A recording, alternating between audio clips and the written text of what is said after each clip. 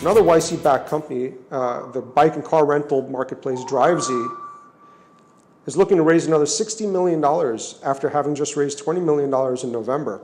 The bump in valuation is a considerable 4x to somewhere above $400 million. Now, however, what's even more interesting is that the company ran an ICO, an initial coin offering, and raised about $8 million back in April.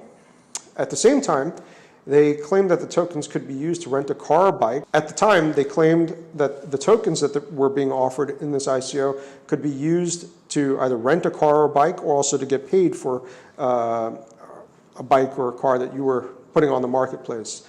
I don't have any details from the company, but since YC is an investor, I'm guessing the company is incorporated in Delaware. But the company targets the Indian market. They're active in 9 Indian cities, according to their website.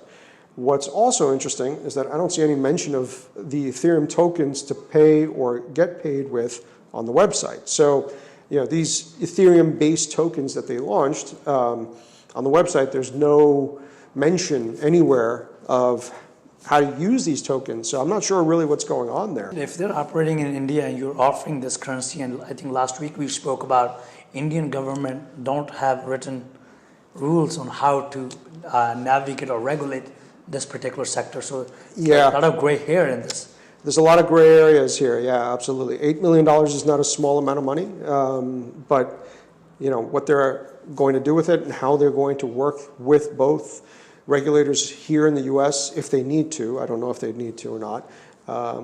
And the regulators in India, that'll be interesting to see. Now, the website called RentalCoins.com does mention that people would buy the RentalCoins 1.0 to invest. And it clearly says on the website to invest in a fleet of cars which will be operated by Drivezy.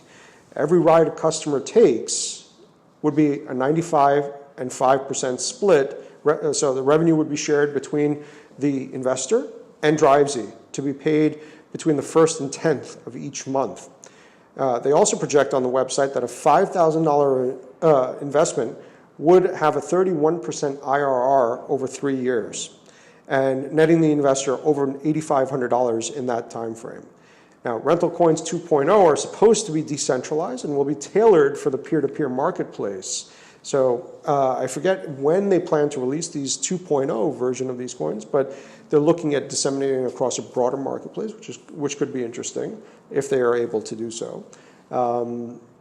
So it'll be interesting to see how things work out for them, and in this environment where regulators are looking at very closely. So good luck. If you really want to be safe, if you're raising money through any sort of ICO, in which ICOs are essentially dead right now, but if people are raising money through an ICO, they should just register it as a security token and raise the money appropriately as if you were doing a securities fundraise. Yes. Right? And if you're doing it publicly, even more important. More important, because you're dealing with unaccredited investors in many cases. Yeah. Putting a lot of people at risk.